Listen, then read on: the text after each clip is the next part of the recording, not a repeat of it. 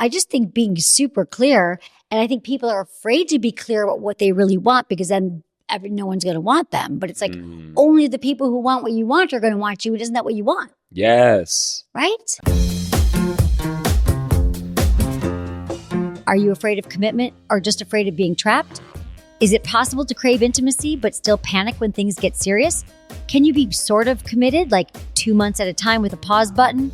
And what if commitment isn't about restriction at all, but about release? In today's episode, we're getting real about the C word, commitment. Not just in love, but in life, in routines, in relationships, and what it means to say yes without feeling like you're saying no to everything else. We're unpacking why so many of us feel boxed in by the idea of forever, why we inherit so many myths about commitment, control, and freedom, and how we might start to reframe commitment, not as a prison, but as a practice. My co-host today is Dr. Scott Lyons. He's a dear friend and a licensed holistic psychologist, body-based trauma expert, and author of Addicted to Drama. He's helped over 500,000 people worldwide break free from stress, trauma, and drama through his signature somatic approach.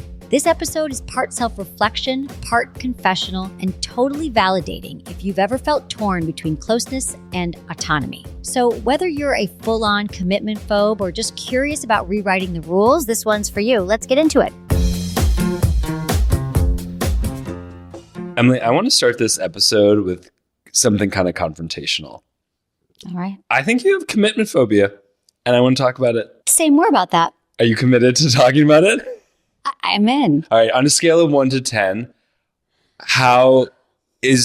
what's your ease with commitment in relationships? In relationships, I've dabbled in commitment. I've dabbled in commitment. Yeah. But I think about committing to a lot of things. I know that that's been a common theme. Yeah. Like putting a stake in the ground. Last night, I committed to 2 months of yoga. But I knew we could get out of it. It was a year long, but they were like, you can renegotiate after 2 months, or you can cancel after 2 months, or you can put it on hold. That was my kind of commitment, that you can reevaluate the agreement. Okay. After 2 months, you can take 3 months off, and then you could come back to it. That's my kind of commitment, intermittent commitment. I love that. I love that for you. That intermittent commitment is your type of commitment. Because commitment usually has this through line, right? That's the problem with it. That's the problem with commitment, is that consistent. It's so consistent. Oh, it makes me so mad. the commitment, the Latin root for it is togetherness. It has two different roots. It brings in the word com. C-O-M. Calm? C-O-M, not Thank come. God, not calm. Not come, okay. Although maybe. Calm, C-O-M, so together. And then the rest of the word, commitment, is derived from the idea of letting go. So it's coming together to let go. Yes. And release into each other, which I love as an idea. Okay. So say more about that, how that would look in this scenario. I think for commitment you. Often for people feels a good chunk of people trapped, suffocated, prison.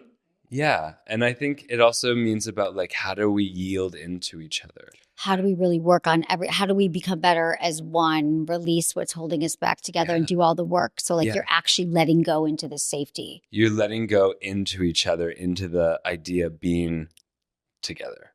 Yeah. And together. I know. But what does that bring up for you? Well, okay. I hear we're going to merge. We're going to become one. We're going to share each other's names. We're going to be in the same bed every day for the rest of our that to me seems really intense, but all that pressure and all that thing on one person, because most people haven't totally cleared out all the expectations of what that role is going to be that person has to fill. So I think that merging to me makes me doesn't feel like it works. I think it needs to be tinkered with. I like the idea of releasing, letting go. What would you say? The coming together? Yeah. Not coming together, but that's a myth. I've done it. Same time? Yeah, same time. It's easier for men. It's easier for men. So unfortunate. Yeah. But we're talking about a different version of coming together. So coming together, I in theory. Yeah. I think we all want that. Yeah. When we think about it, we released, we came together, we feel this safety and security.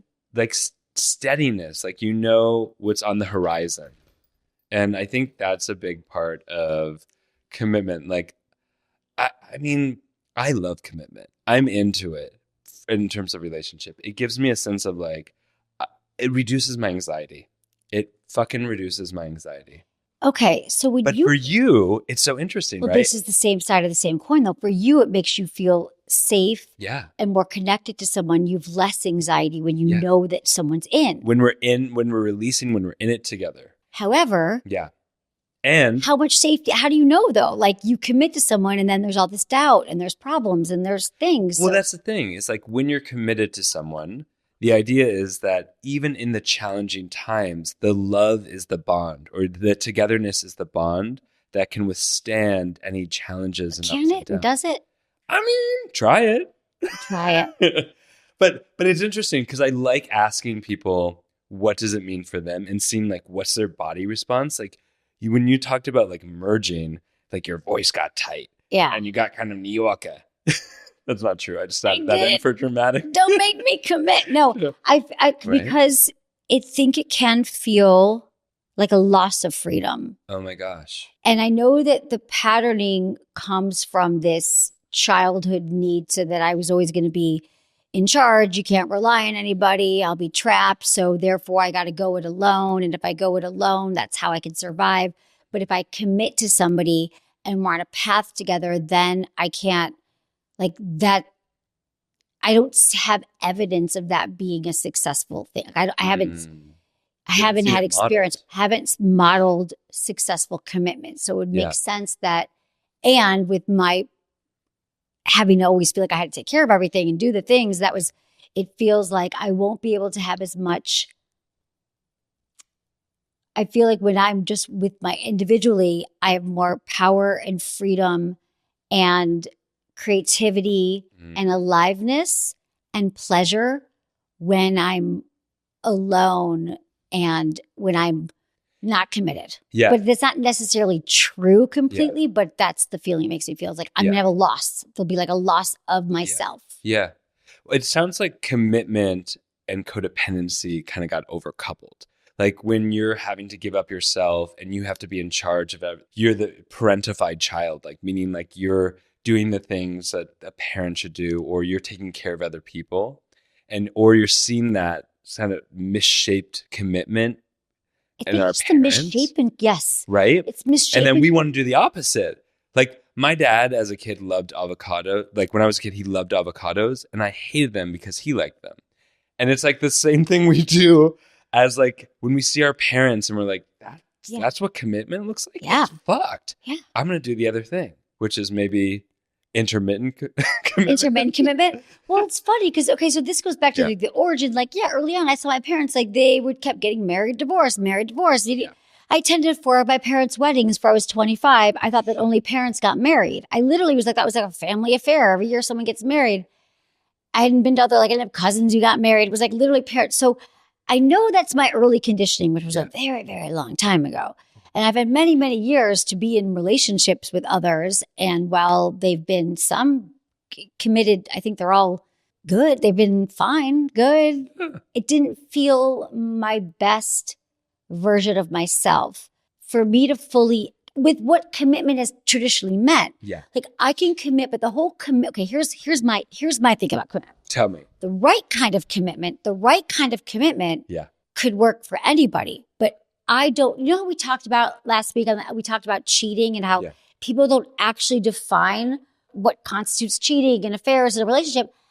People also don't discuss what does our commitment mean? Like, I think we make assumptions. We're going to move in together. And it sounds to me like you're saying you want to move in, you want to build a home, you want to feel safe, you want that. I've learned that like, I think I could be committed, but also have separate homes. Like I could be committed, but separate bedrooms. I'm someone who requires a lot of space. Because when I get enough space and then I come together with a person, it's much, I can be much more myself and much more open to everything. But the way my life is as a creative woman who requires a lot of different things that don't include partners in my life to be the best version of myself. Yeah. If commitment is like, we see each other once a week, we go on vacations together, we it's on the weekends only, or it's every other week for now in this stage of life, those kind of commitments look good. But that whole like, you're going to become married, you're going to become one, you're going to have kids, you're going to have 2.2 kids, and then you're going to move in together. And then, of course, well, probably before the kids, but then eventually you're definitely not going to have sex together. You're become best friends. And all you're going to want to do is try to figure out how to get away from that person. And then sex becomes something of a... You have a story of what commitment turns out to be. Yeah. And you are relaying that story. I'm gonna push back a little bit on that. Because I think like if that's the narrative or the fairy tale of what commitment looks like, of course any sense of that is going to like trigger you or any of us. And like what's the stats? Like 45% of people have commitment phobia or some type of aversion to commitment. Yeah. That's huge. And it's just more men than women have commitment phobia. Yeah. Significantly more men. Significantly more men, which I first doubted, but I think that it comes up in different ways though, too, because you could also say that you're craving commitment, but once you're in that commitment, what happens that doesn't sustain it? I had a client who was very polyamorous. I think he at one time had 30 partners. Yeah. And that is a huge division of one's energy, emotion, and That's attention. exhausting. And he came into my office because he's like, I'm always sick. And like, I always have a sore throat or I always have a flu. Syphilis will come around. No, Just not get from it. the syphilis. He's tired. Did you say syphilis? No, Yeah, it's it's a good good for the word. syphilis. He's tired. But what was interesting is when we started saying like, how much energy and emotion and attention is reserved for you? And he was like, well, none. And I was like, well, then how do you expect your immune system to take care of you? And so it was like this whole thing about like restoring his own resources back to him and then realizing how much did he actually have for other people and who was the priority that he was willing to commit that energy, emotion, and attention to. Yes, that makes so much sense because this is the problem. Then I think the challenges that often happen with commitment, including with myself, is that if that person's getting, let's say, the 15% or 20% of most of your time, if you are not give it to yourself. Give it to myself. And what I was saying that that's don't a codependency think that I can live with somebody in the same proximity every day and give to myself. Yes. I don't know how to do that. Yes. As somebody who feels like I'm still figuring out how we coexist and live together, that maybe not living together, but also having it clear about how we actually are committed. Yeah. What do you think? Well, I mean, I think there's several origins. I think people typically blame the attachment style too easily. And people typically say, oh, if you have an avoidant attachment, that means you're commitment phobic. And there is relevance to that because like with a more avoidant stance or avoidant attachment style, like you've created a wall of protection. So it's really hard to deepen into relationship and commit to that if when you start to lessen the wall, it triggers a sense of being unsafe. Mm-hmm. And that's what an avoidant attachment really is. And say, like, fuck it. If you have an anxious attachment style, you're also not finding it easy to commit. Right. Because you're overcommitting to someone and undercommitting to yourself. Right? And that's an anxious style too. Which means that if you're not home to be in relationship to someone, you're not actually committing to the relationship. You're committing to try to keep them around in a way that disregards your own needs. So in both cases, you're kind of disregarding. You're always, I guess, disregarding your own needs, right? 100%, Or because no one ever met your needs as a kid, and that's what developed the insecure attachment style to begin with. So this is why we're all working on our childhood and our relationships. Yeah. Like, at what point do we just accept it? Like, I'm clearly avoidant. Like, I literally broke up with my last boyfriend. Yeah. And I knew I was avoidant, but I hadn't really dug deeper. I'm on TikTok, as one does. And I'm watching this video, and this girl comes on, and she's like, hey, here's the story about how my boyfriend of 3 months completely blindsided me and broke up with me on Saturday. Yeah. And people are like, oh, we're all in, and like thousands of views. She's like, okay. So we were dating for 3 months and he was very emotionally aware, emotionally mature. We had a check-in every Sunday in our relationship to say that like, how we doing and whatever. He just wanted me to meet his family and all the signs were there for 3 months. He was going to be committed and he was in it. And then yesterday he came over to my house and he said, you know what? I just don't think that we're compatible. I don't really see this working. I think we're great. And so everyone in the comments was like, avoidant, dump him, avoidant. Meanwhile, I had said that same thing to my boyfriend when I broke up with him. So the big question is, what's avoidance and what's intuition about what's not compatible? Or what's like, You know what I mean? Yes. Like, So maybe you and fill in the blank of your last boyfriend's name and John. John, and maybe you weren't compatible. Like, We weren't though. But the thing is, I'm like, okay, I see your point, but we were not compatible. not compatible. But yeah. And I'm at this point in life where it's like, I'm fine with it. But on the flip side is also what you said The earlier about compatibility like part, yeah. overcommitting when you're not compatible too. Oh, and That's part of a commitment issue too. right. It's not just the inability to To commit. be honest, Yeah. I don't think he listens. Not that it matters. Who doesn't listen? John. John. I just want to test you if you remembered his name. Is that? Yeah. Because this is what we've been talking about so much lately. Yeah. We know. I knew. Like, I was like, right on. Like, there were so many red flags. And then he was like into it, pressure. We should move in together. We should do things. Yeah. And I overrid my own power and my own decision-making, thinking like, maybe I should move in with somebody. This is something I have not done. Yes. I haven't tried it. I didn't check all the references, check the compatibility things, and then I knew right away, oh, this is it. So is that commitment issues? Is that avoidant? Is it compatibility? There's so many other layers to it. You can be, what am I saying? Avoidant, but also learn to work through it with people that you're actually compatible with. Yeah. 100%. If you're checking the If red you are flags. committed to a growth mindset with a partner, even if there's challenges, then that's a form of progress. Or you're going to have a better chance if there's compatibility in that way. Yes. If you are like, I want growth, I want to like work through my triggers around intimacy, and that other partner doesn't, and they're not really interested in understanding your inner life of what's happening within you as you get triggered, then no, it's not compatible. That's a really good point, because do you find that you have had partners? Because to me, it's very important, I think for many of us, to be seen. I hear that often all the time. People are like, I didn't feel seen. And I think you've said this, when we feel seen by somebody, like I truly know you, see you, I know what you want. I'll buy you the right beef jerky. Yeah. And so, Someday. which sorry, I did. But is that like, that's what we want. So in a way, that's a skill set too. Like not everybody is because they don't really see themselves. Yeah. So yeah, that's really, important too, to be like somebody who's going to do the work with you. Some people are like, I'm not even interested. Like, why do you have to go to the inner world? Why do you have to look at all that stuff? Can't we just have fun? Or can't we just, you always want to talk about. But that's someone who's not willing to commit to getting to know someone, to commit to the deepening of relationship. Commitment means releasing into the layers, right? And if someone's like, why can't we just keep it fun? And why do we have to why do you have to talk about your needs?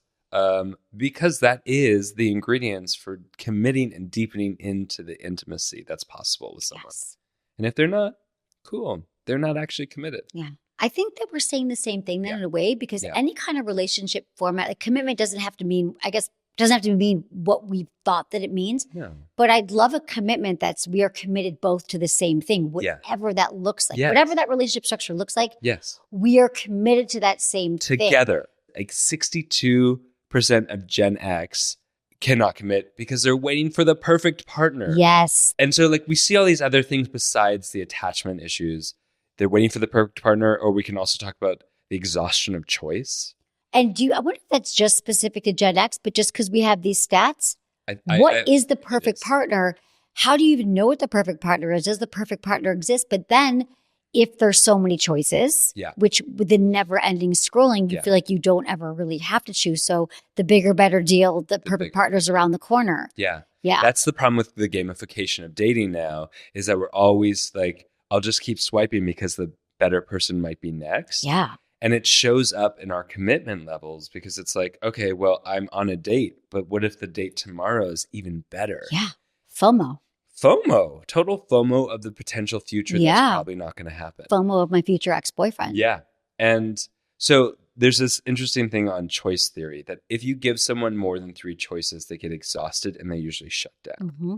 And we have like essentially unlimited choices when we're on dating apps, right? Yes. And we're talking to maybe multiple people at the same time, typically more than 3. And the exhaustion level gets so high, and we start to shut down. And we call that commitment issues, but we're frozen from having too much choice. Yes. And that's an important distinction. Absolutely. Too much choice, too much gamification of it, too much dopamine going, like almost like commitment won't feel as exciting. It doesn't. Because you're always getting something new, or you're always meeting someone new. So it's really just not set up that way. And a lot of kids coming from divorce, right? In this generation too. Gen X's parents might have been divorced, or they haven't seen it either. And they're not dating, and they're also not having sex. Yeah. So they're not even having the intimacy or sex, Gen Z. They grew up during, COVID. Yeah. They were in high school, or a lot of them were like, I think they're having sex.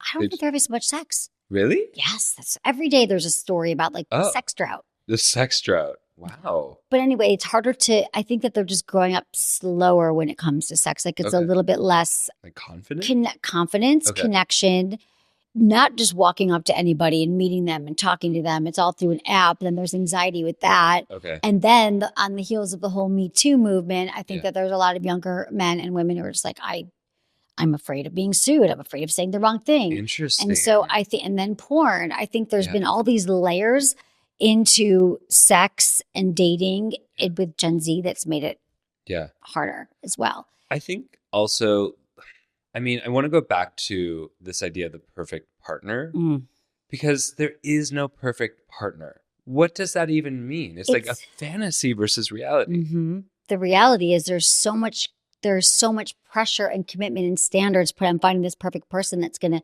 check all these boxes. Yeah. And sometimes even the boxes aren't, if you're not someone who has a growth mindset around sex and wants to process sex and relationships and dating, then that's not your person either. So yeah, I think that we don't even know sometimes what we want until we get into a messy relationship. And we're like, oh, I'm definitely going to need that next time. Yeah. There has to be enough overlap on the Venn diagram of values for... Where do you start then? Values? I think values, like, do we have a shared set of values? Do we have a shared set of ideas of where our future could be? Do we respect each other? I think those are really good places to start. Respect is important. Right? And those things grow over time, right? I respected you from the moment I met you, and you inspired me, and all of those things that I find really important as far as a relationship goes. But it deepens too. And so there's this idea that like, I meet you, we go on a first date, you're perfect, as opposed to we learn and grow and discover each other and develop and like into more perfection. I feel like with friendships, I have committed deeply. Yeah, you have. Because I said this to my friend the other night. I said, do I have commitment issues? We were talking about this, and she's like, why do you say that? I said, she said, well, do you have friends? I'm like, I've had the same friends for 30, 40 years, 20, 30. I'm the most incredible friend, aunt, everything, godmother. But in the relationships part of it, I feel more trepidation about it. Yeah. But I feel it's because I was never fully created the relationship that I actually wanted within intermittent commitment. Oh, within intermittent commitment. Whatever it is. Couldn't define the commitment. I think I've never been I've never been the typical woman who wanted the typical things. And I think for so long, I was still trying to fit into that because it felt somehow not right the way that I was. Yeah. And while I still think I've shedded that, which it still comes up sometimes. So I want to proudly say that I'm pretty clearly right now, who I am and know what I want. Yeah. And we'll create that kind of relationship around it, whether it has a standard level of commitment or not. I hear that. And I appreciate your transparency because I think there's a lot of people. If 42% of women have commitment issues and then the other percentage experiencing being with someone or dating people who had that commitment issue. And I think we might want to give them a little advice and support. Okay. So like, what would you say to someone if I came to you and I said, Emily, I'm in all these like situationships. Mm-hmm. And because the rise of the situationship is massive. Well, like Hinge said there's like 52% of people they surveyed said they were in situationships, meaning uncommitted relationships. Yeah. And so if I came to you and I'm like, hey, I just keep finding myself with people who won't commit, who seem to do the situationship thing, what would you say to me? I would say, okay, well, there's a reason. We tend to blame like all these situationship people are coming up out of nowhere, but you are actually part of the situationship. You're part of the situation. How dare you? Choosing that. So I think it's because we're like, I don't want to commit or I'm just going along with the situationship People think they're attracting all of these, like, oh, why do I get all these people? What are we doing that's recreating that situation? So if I would say you're not happy about the situationship, what is kind of relationship do you actually want? I just think being super clear, and I think people are afraid to be clear about what they really want because then no one's going to want them. But it's like only the people who want what you want are going to want you. Isn't that what you want? Yes. Right? I love that clarity. I love that boundary. I mean, it's hard. I think that's one of my favorite new lines is they're just not my person. Yeah. Before, I think so many of us, including myself, would be like, oh, they have this attachment style and I can teach them and I can fix them and I can convince them that I'm good enough or whatever it is. Mm-hmm. But to simply say, they're just not my person. Yeah. Not my person. Well, here's the other thing you have to remember, that whenever I feel this way about friendships, and I probably said this before, but the people in my life that are the closest people to me, and I mean friends, chosen family, the second I met them, or within the first few minutes, hour of meeting this person, we knew pretty clearly on that we were going to be friends. We felt a connection. And the ones that have been around, we both nurtured it. Yeah. And you just knew. I never had a doubt. You and I right away, we knew each other. A lot of my friends are like that. So these people that we date and we're not so sure, we're hemming and hawing, maybe I'll grow it. No, we know. So to me, that evidence in every other area of my life is enough information to realize that when I'm in this romantic situation, there shouldn't be all these like waiting for them to show up and waiting for them to suddenly fix themselves and get better. But I also want to do a shout out for the people who have been dating someone or investing in someone for a couple months, and then all of a sudden they show up and they say, "I don't think we're compatible," and it's like because I have been in that situation. Why are you listening in on my conversations? Why am I not listening in your conversations? But I've had that experience of like people being like, "Oh my gosh, you're so interesting and special, and I can see a future for us." And then like inconsistently say that, and then one day they're like, I think like maybe we're not the right people together. And it's a like quick, fast change. How is that when that happens? That must be really. I just say, oh, confusing. I was like, this feels like a whiplash. I'm wondering if that was part of like, is that. I'm a fucking therapist. But do you think that they're even aware of it? I've learned in the more recent process to do two things. Get curious.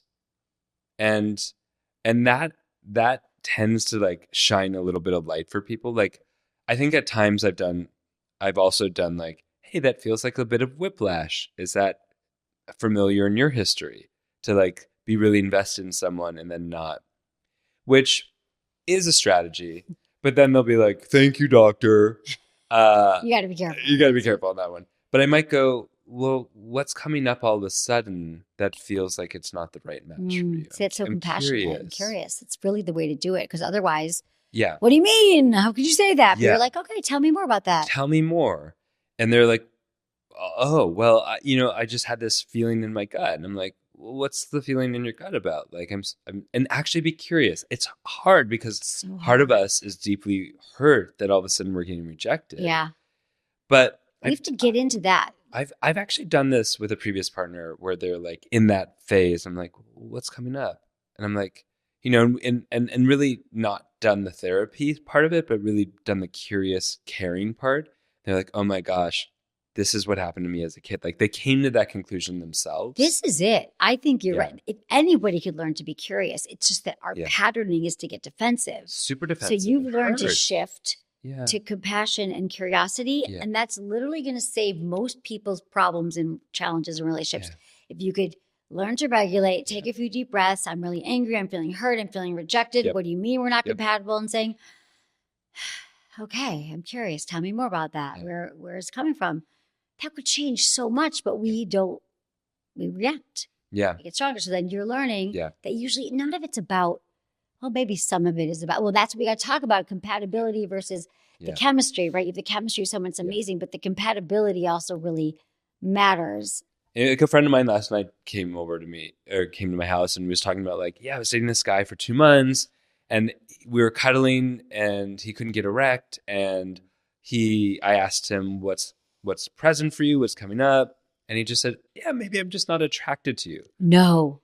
And Wait, that happened? Yeah, that happened. Do you know that is not true, that men have erectile dysfunction and mostly it's not related to the And they women? just associate. They're trying to find like... Who is this guy? Can she break up with him? They're Call her not, right they're now. not seeing each other. That upsets me. Women's biggest concerns are that when a guy's penis doesn't function as she thinks it should, they're like, oh, it's because I'm fat.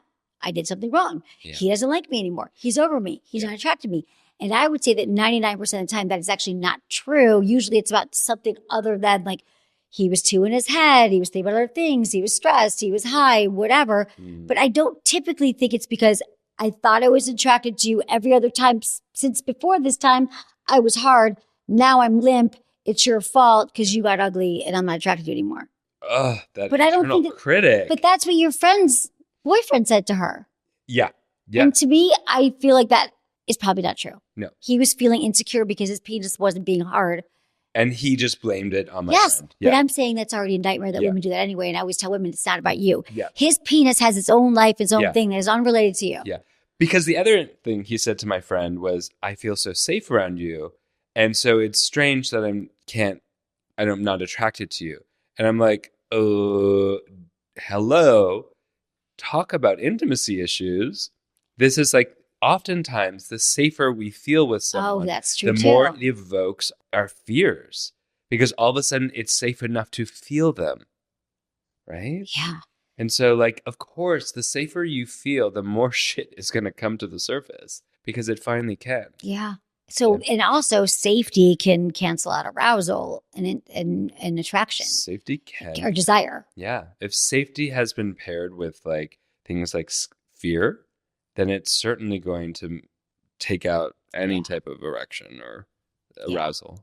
But have you ever been with someone and you were like, your penis didn't react because you actually weren't attracted to them physically?